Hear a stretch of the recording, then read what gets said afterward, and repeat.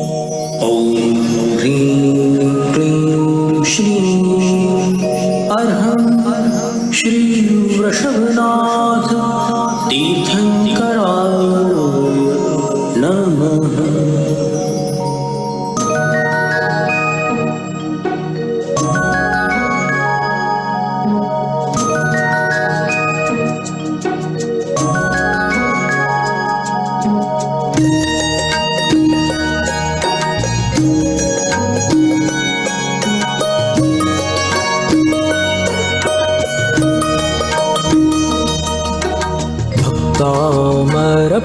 प्रणत मौलिमणि प्रभाणा उद्युत कंदलित पाप तमो वितानम् सम्यक् प्रणम्य जिन पादयुगं युगादा वालम्बनं भवजले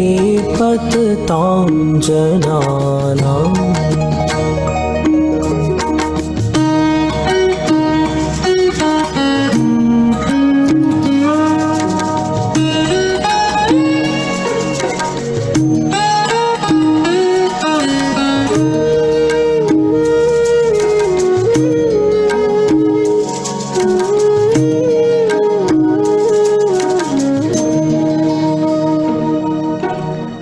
संस्तुतः सकल वाङ्मय तत्त्वबोधा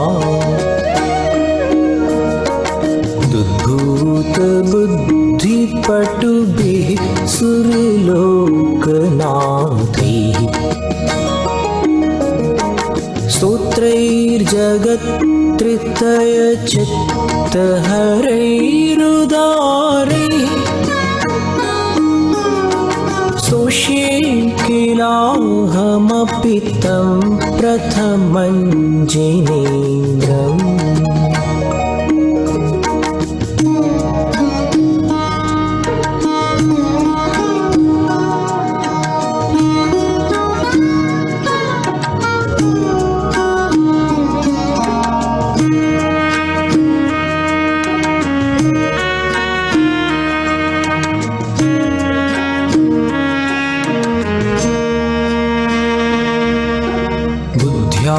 विनापि विबुधार्चित पादपीठ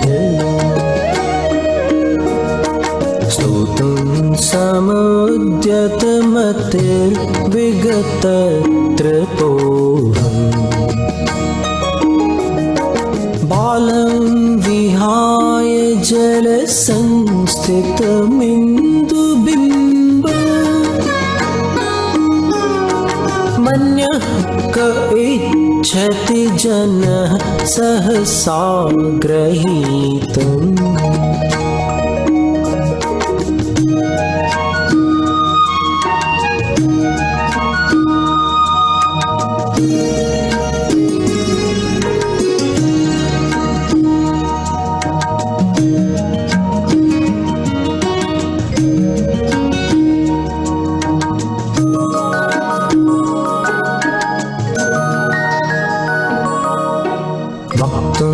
गुणान् गुणसमुद्र शशाङ्ककान्तान् अस्ते क्षमः सुरगुरु प्रतिमोऽपि बुद्ध्या कल्पान्तकालपवनोद्धतनक्रचक्रम् कोवान्तरीतुमलमम्बुनिधिं भुजाभ्याम्।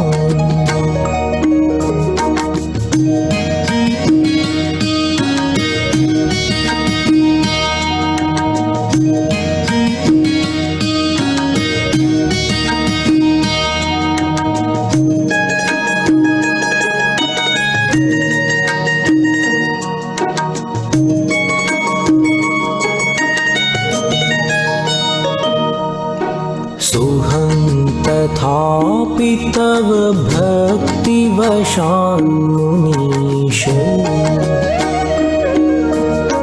कर्तुं स्तवं विगतशक्तिरपि प्रवृत्तः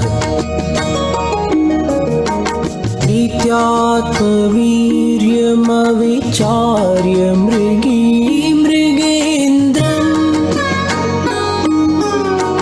नाभ्येते किं निजशिशोः परिपालनार्थम्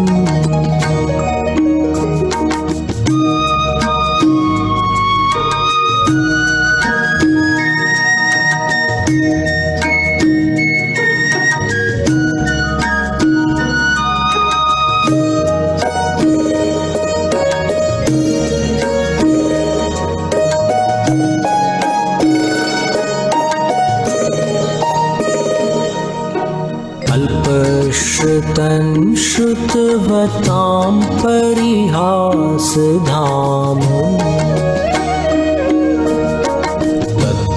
तद्भक्तिरेव मुखरीकुरुते बलान् माम् यत्कोकिलः किल मधौ मधुरं विरोति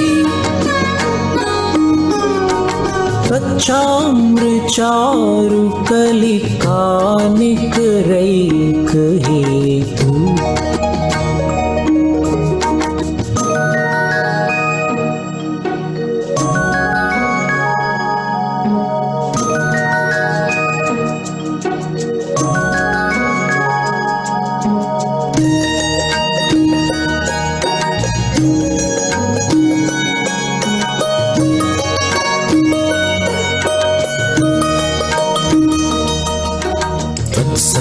संस्तवेन भव सन्तति सन्निबद्धम्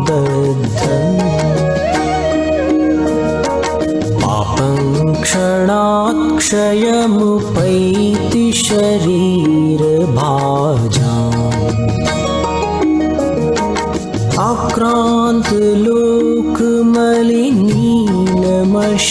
आक्रान्तलोकमलिनीनमशेषमाशु सूर्यांशु भिन्नमिव शार्वर्मन्धकारम्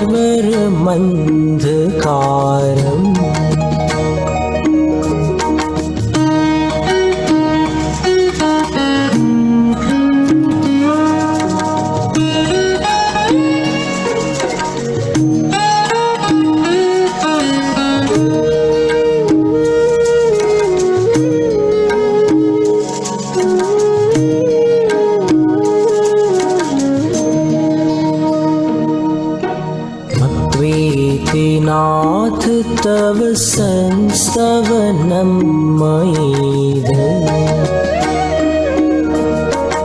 मारभ्यते तनुधियापि तव प्रभावात् चेतो हरिष्यति सतां नलिनीदलेषु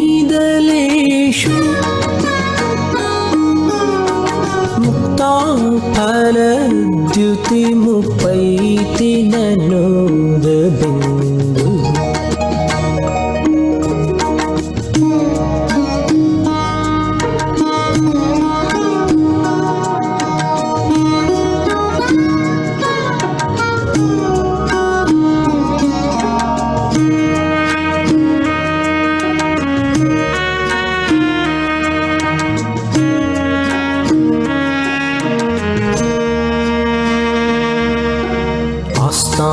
तव स्तवनमस्त समस्तदोष तत्सङ्कथापि जगतां दुरितानि हन्ति दूरे सहस्रकिरणः कुरुते प्रभैव पद्माकरेषु जलजानि विकासभाञ्जी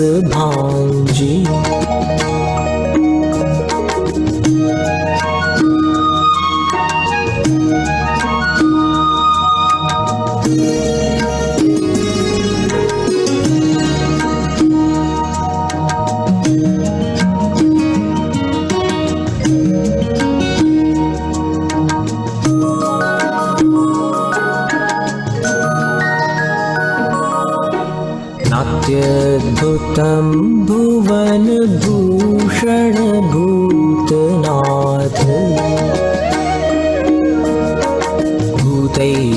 भूतैर्गुणैर्भुवि भवन्तमभीष्टुवन्तः तुल्या भवन्ति भवतो ननु तेन किं वा भूत्याश्रितं य इह नात्मसमं करोति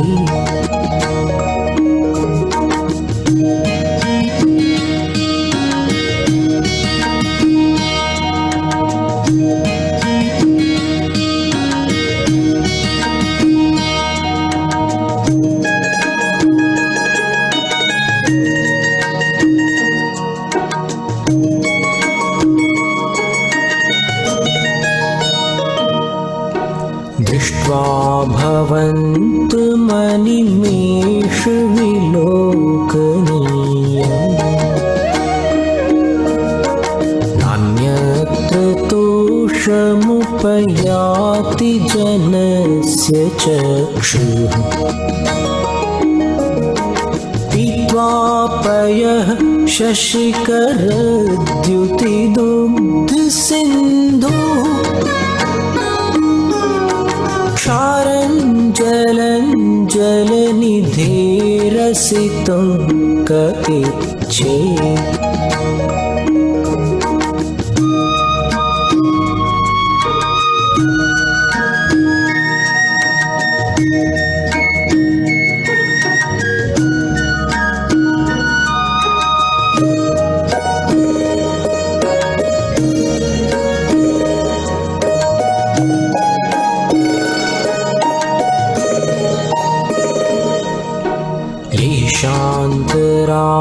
शान्तरागरुचिभिः परमाणुभिस्तम्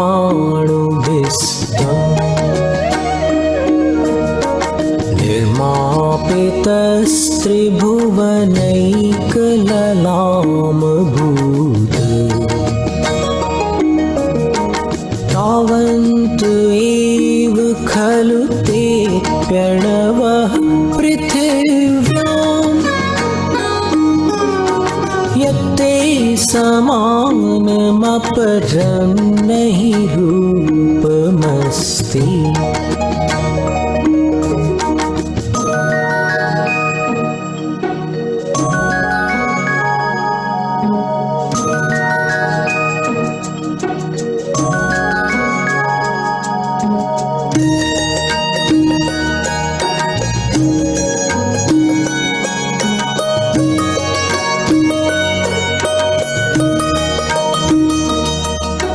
वक्त्रं क्वते सुरनरोरगनेत्रहारी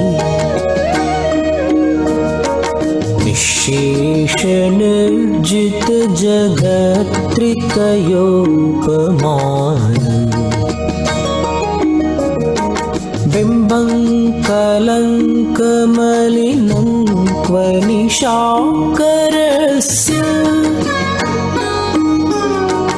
यद्वासरे भवति पाण्डुपलाशकल्पम्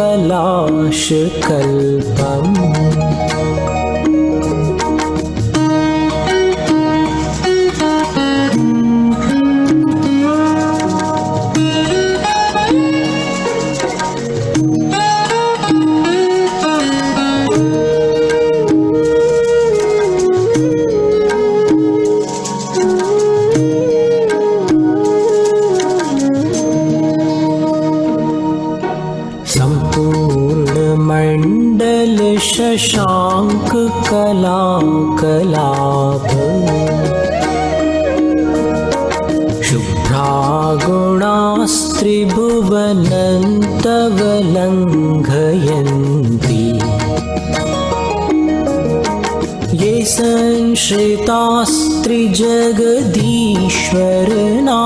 संश्रितास्त्रिजगदीश्वरनाथमेकम् तस्तान्निवारयति सञ्चरतो यथेष्टम्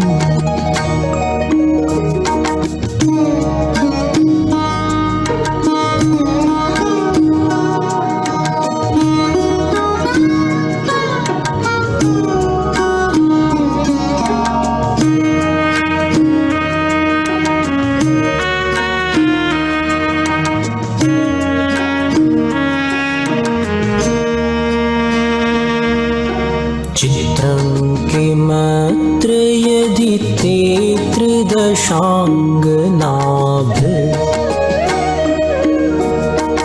नीतं मनागपि मनून विकारमार्गम्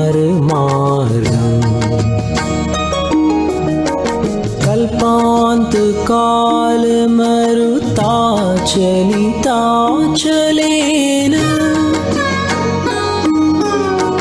किं मन्दराद्रिशिखरं चलितं कदाचित्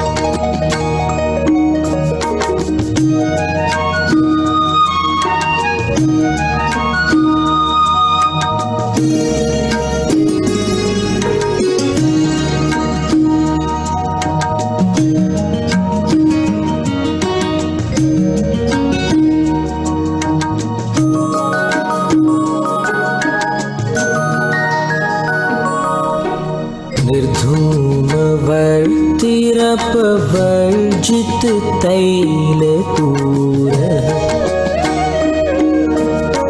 कृत्स्नं जगत्त्रयमिदं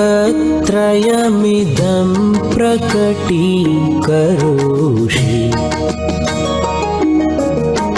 गम्यो न जातुमरुतां चलिताचलानां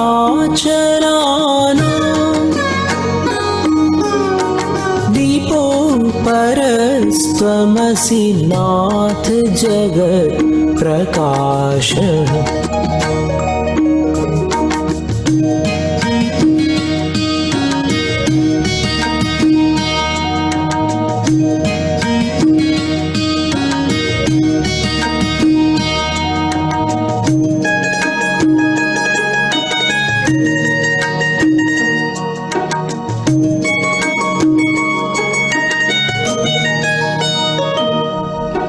नास्तं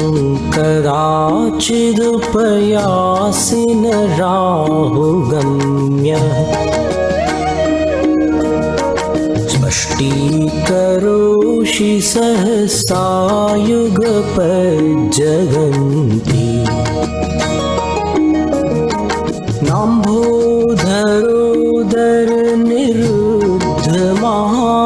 नाम्भोदरोदरनिरुद्धमहाप्रभावः सूर्यातिशायि महिमासि मुनीन्द्रलोके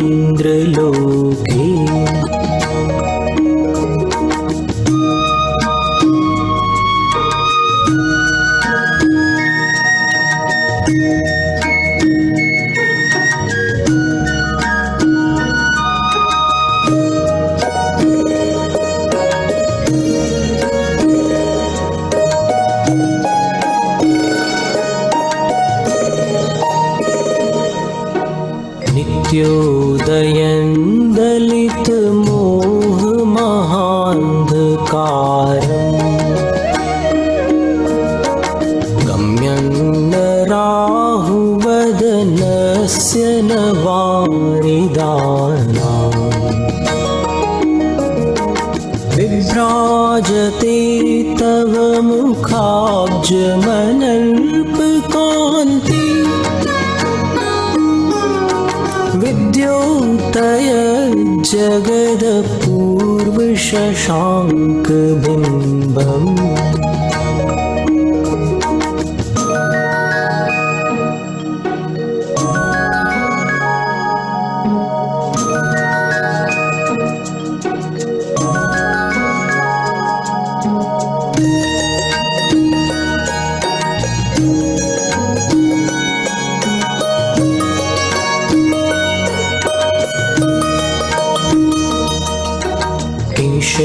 शर्वरीषु शशिनानि विवस्वतावा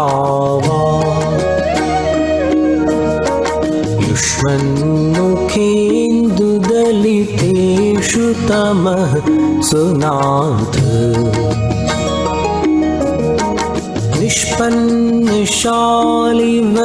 निष्पन्नशालिवनशालिनि जीवलोके कार्यं कियज्जलधरैर्जलभारनम्रैः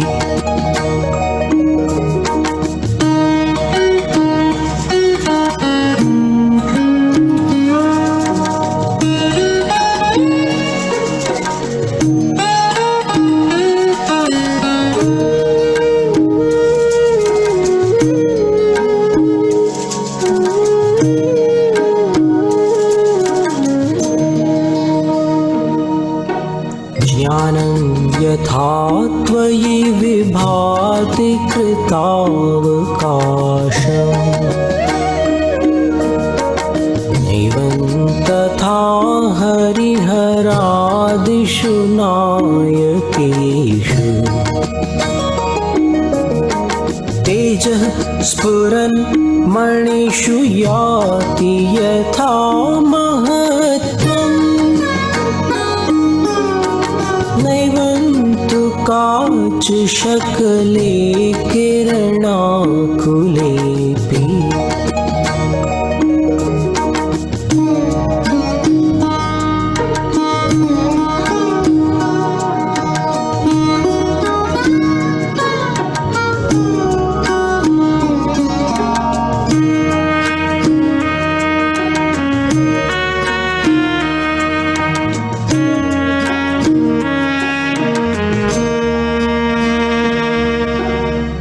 मन्येवरं हरिहरादय एव दृष्टा दृष्टेषु येषु हृदयं त्वयि तोषमेति किं वीक्षितेन भवता भुवि येन नान्यः कश्चिन्मनोहरति नाथ भवान्तरेऽपि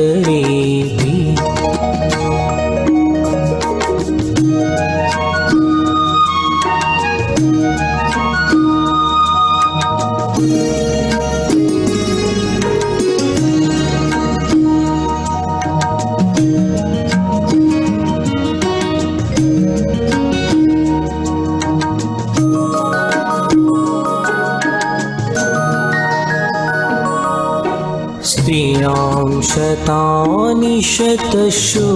जनयन्ति पुत्रान् नन्यासुतं त्वदुपमं जननी प्रसूता सर्वादिषु दधति भानि सहस्ररश्मिम् प्राच्यैव दिग्जनयत् स्फुरदंशुजालम्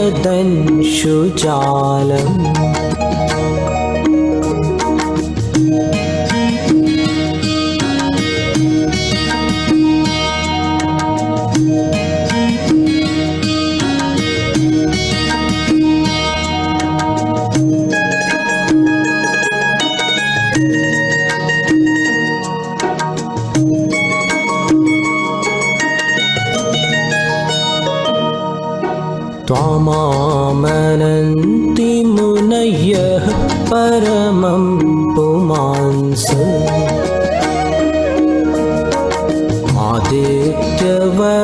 आदित्यवर्णममलं तमसः पुरस्तात् त्वामेव सम्यगुपलभ्य जयन्ति मृत्युम् नान्यः शिवः शिवपदस्य मुनीन्द्रपन्थाः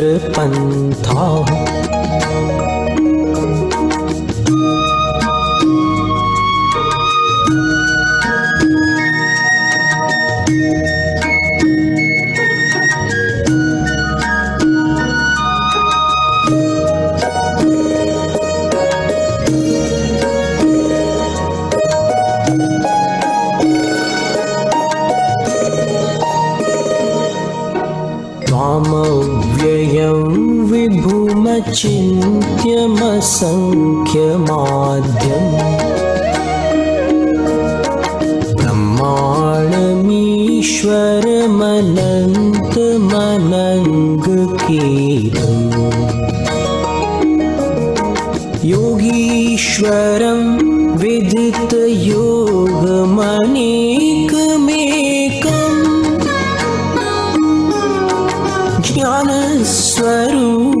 ज्ञानस्वरूपममलं प्रवदन्ति सन्तः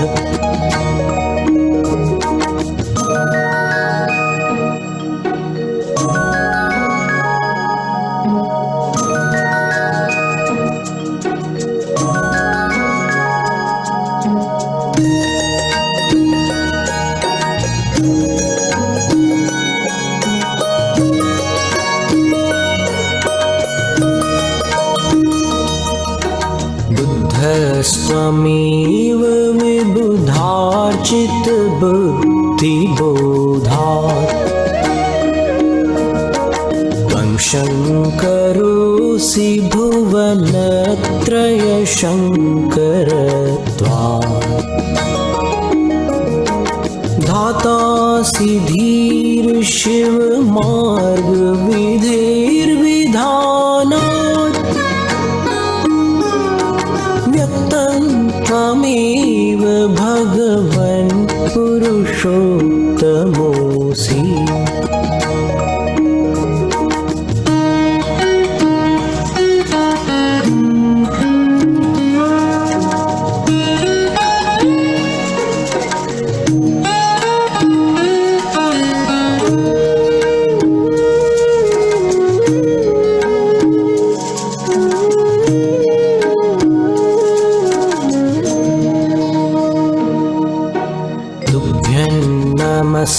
त्रिभुवनार्तिहराय नाथ तुभ्यं नमः क्षितितलामलभूषणाय तुभ्यं नमस्त्रिजगतः परमेश्वराय तुभ्यं नमो जिनभवोदधिशोषणाय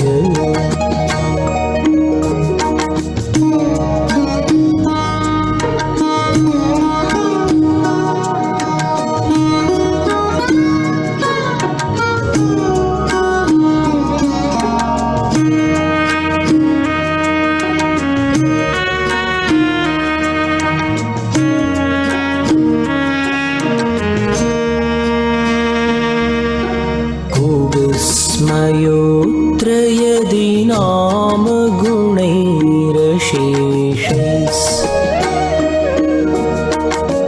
संश्रितो निरवकाशतया मुनीश दोषैरुपात्त विविधाश्रयजात गर्वैः स्वप्नान्तरेऽपि न कदाचिदपीक्षितोऽसि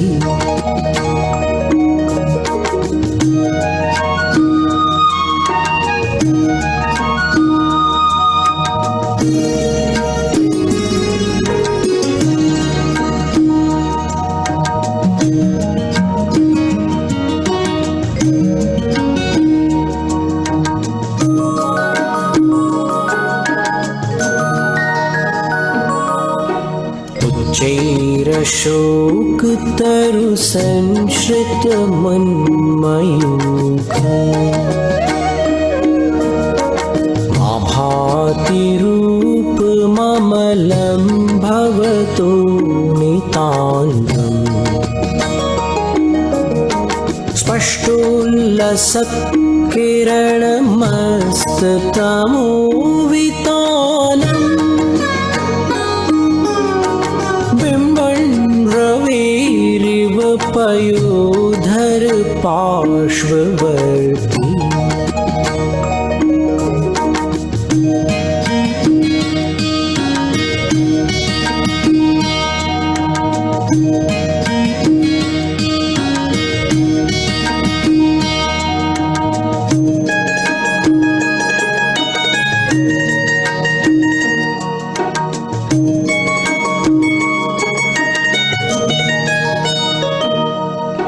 सिंहासने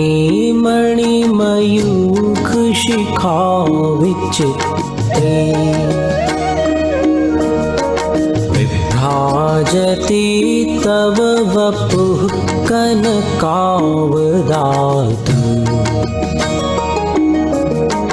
बिम्बं वियद्विलसदंशुलतावितानम्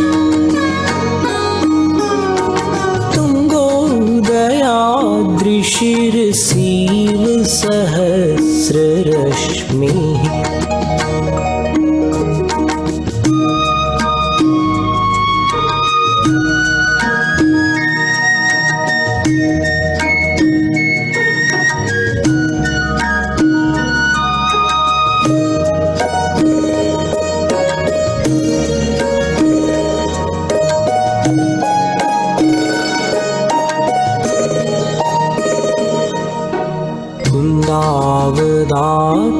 चल चामर चारुशोभम्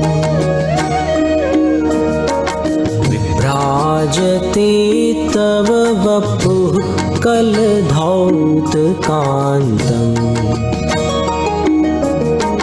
उद्यच्छशाङ्कशुचि निर्झरवारिधार मुच्चैस्तटन् सुरगिरेरिव शातकौम्भम्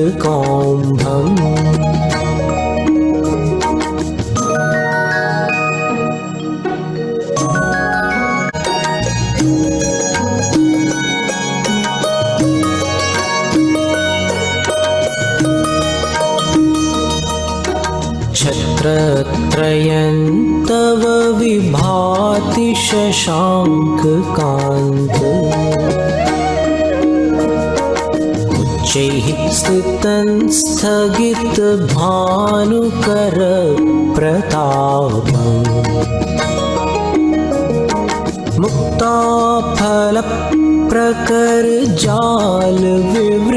मुक्ताफलप्रकरजालविवृद्धशोभम्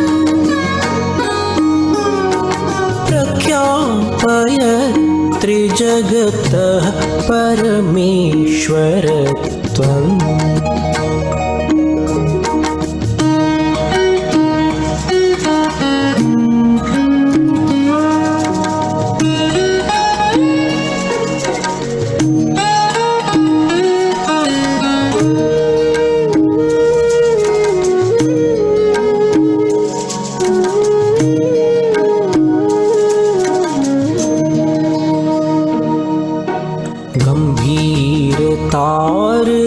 गम्भीरताररवपूरित दिग्विभागस्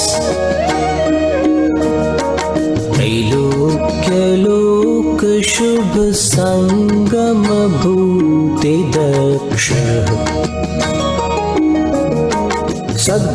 सद्धर्मराज जय घोषण घोषकः सन् खेदुन्दुभिर्ध्वनति ते यशसः प्रवादी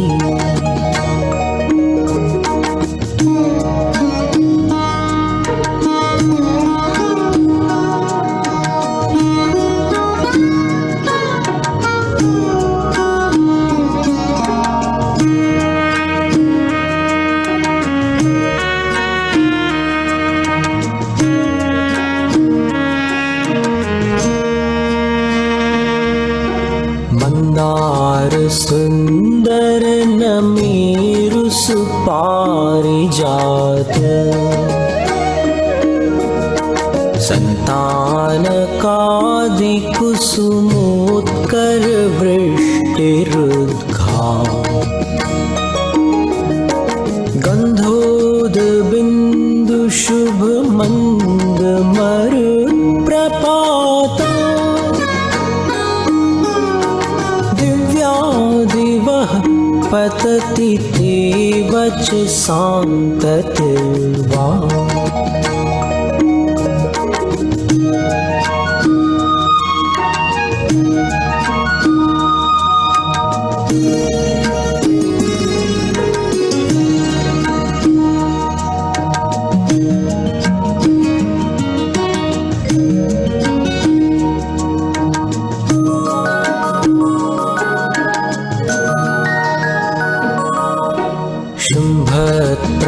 शुम्भप्रभावलय भूरि विभाविभूस्ते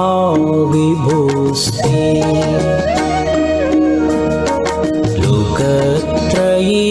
द्युतिमतां द्युतिमाक्षिपन्ति प्रोद्यद्दिवाकर निरन्तर भूरि संख्या जयत्यपि निशामपि सोम सौम्या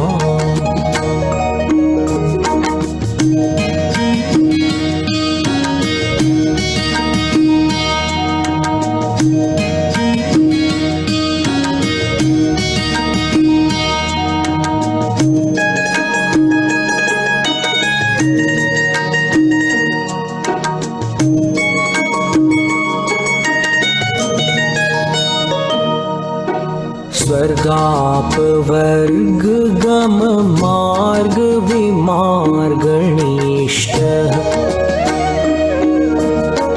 सद्धर्म तत्व कथनैक पटस्त्रिलोक्याः दिव्यध्वनिर्भवति ते विशदार्थ सर्व भाषा स्वभाव परिणाम गुणैः प्रयोज्य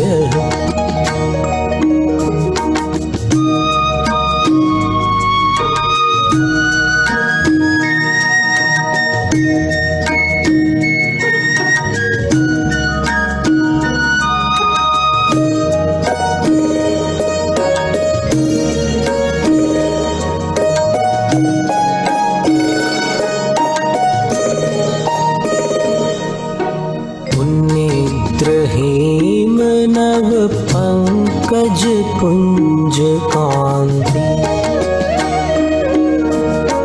पर्युल्लसन नख मयूख शिखाभिरामौ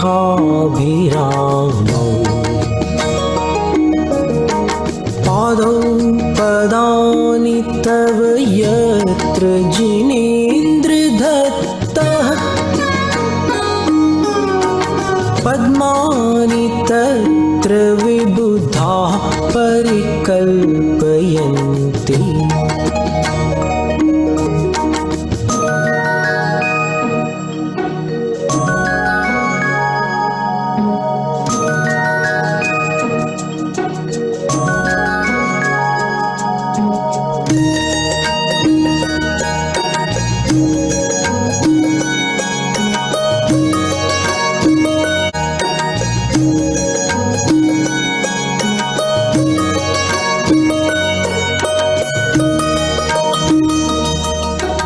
इत्थं यथा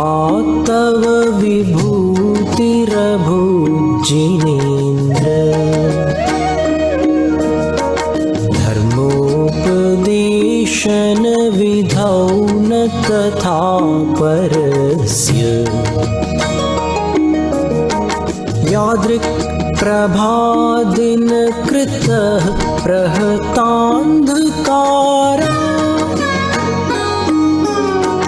तादृक्कुतो ग्रहगणस्य विकाशिनोऽपि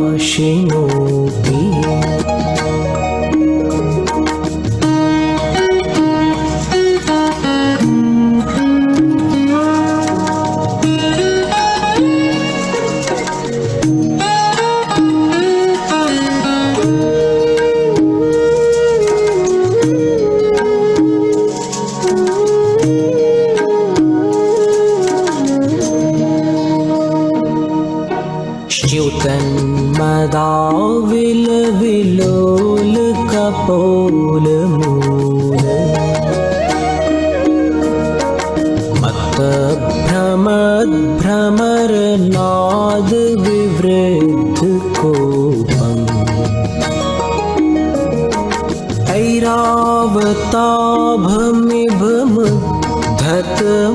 ऐरावताभमिभमुद्धतमापतन्तम् दृष्ट्वा भयं भवति नो भवदाश्रितानाम्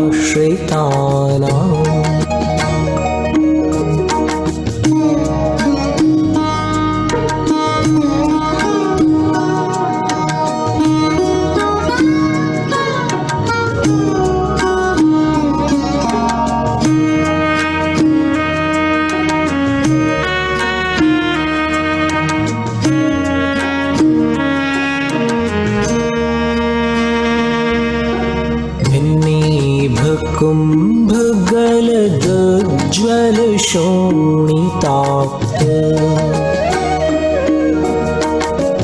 ताफल प्रकर भूषित भूमिभागः बद्ध क्रमः क्रमगतं हरिणाधिपोऽपि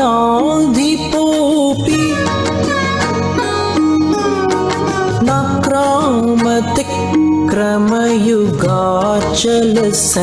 संश्रितन्ते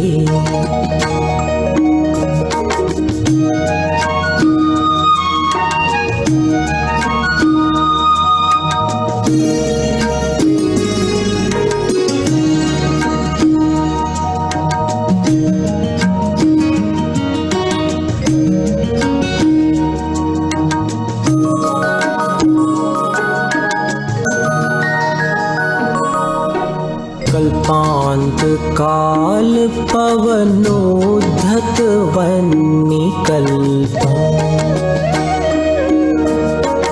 दावानलं ज्वलितमुज्ज्वलमुत्स्फुलिङ्गम् विश्वं जिघत्सुमिव सम्मुखमापतन्तम्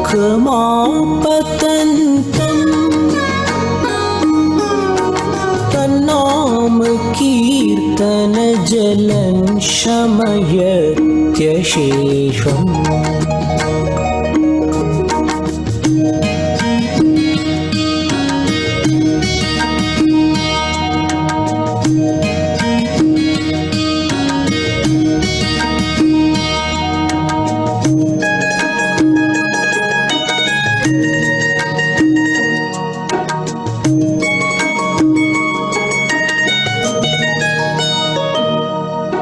रक्ते क्षणं समदकोकिलकण्ठनील क्रोधोद्धतं फणिनमोत्फणमापतन्तम्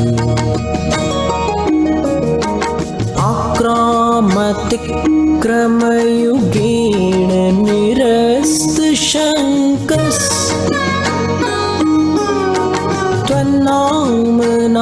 त्वन्नामनागदमनी हृदयस्य पुंसः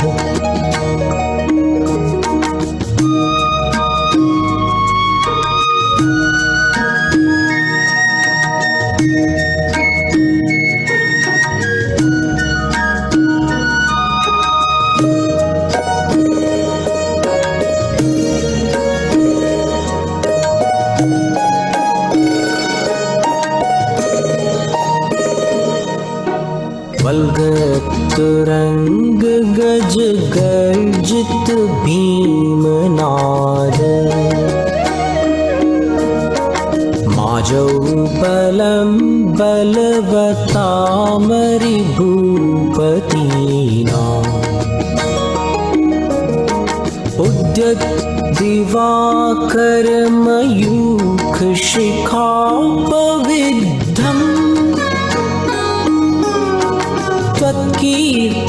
त्वत्कीर्तनात्तम इवाशुभिदामुपैति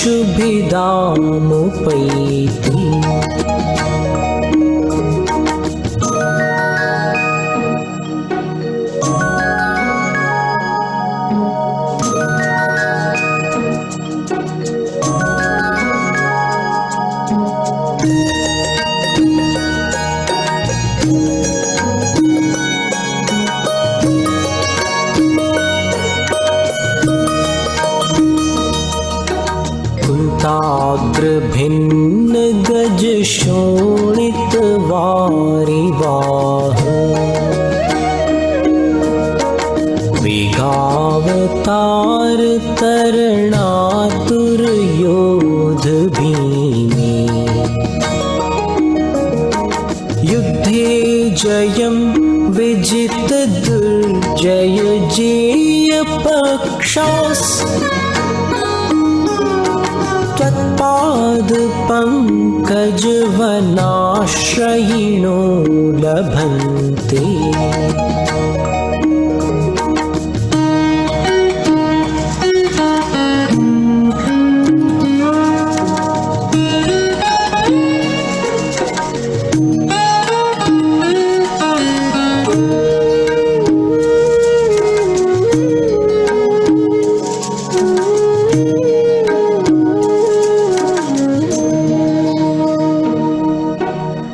अम्भोनिधौ क्षुभित भी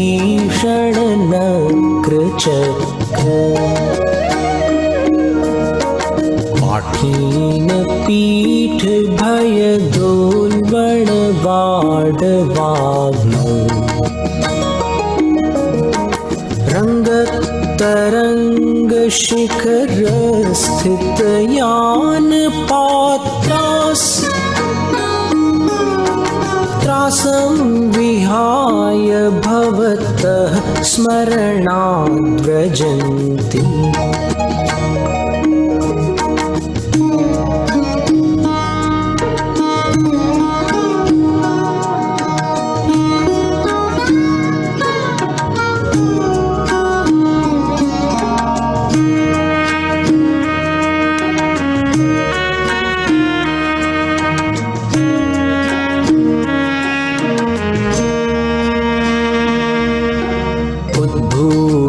भीषण जलोदर भार बुध्नाः शुचान्दशामुपगताश्च्युत जीविताशाः त्वत्पाद पंकजरजो मृतदिग्धदेहा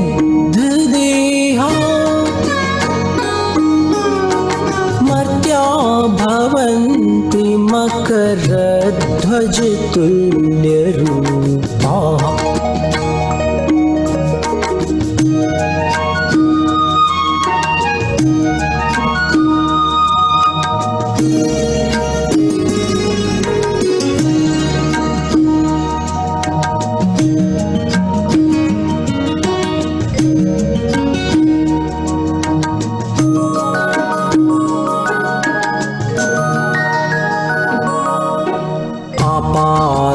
कंठ मुरु श्रृंखल वेष्टितांगा गाढ़ं बृहन्निगड कोटि निघृष्ट जंघाः त्वन्नाम मंत्र मनिषं मनुजा स्मरन्तः सद्यः स्वयं विगत बंध भया भवन्ति।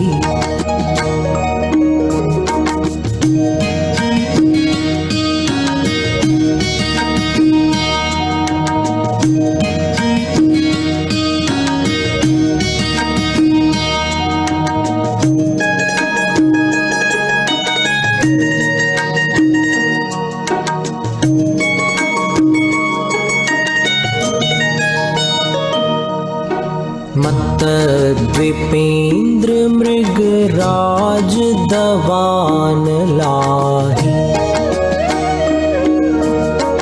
संग्राम वारिधि महोदर बंधनोत्तम तस्याशु नाशमुपयाति भयं भीव यस्तावकंस्तवमिमं मतिमानधीते।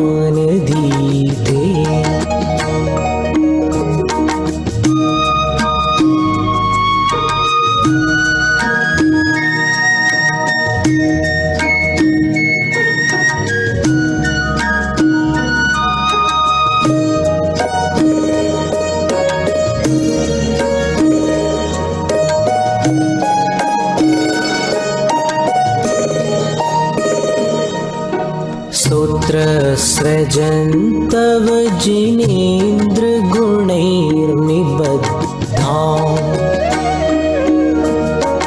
भक्त्या मया विविध वर्ण विचित्र पुष्पा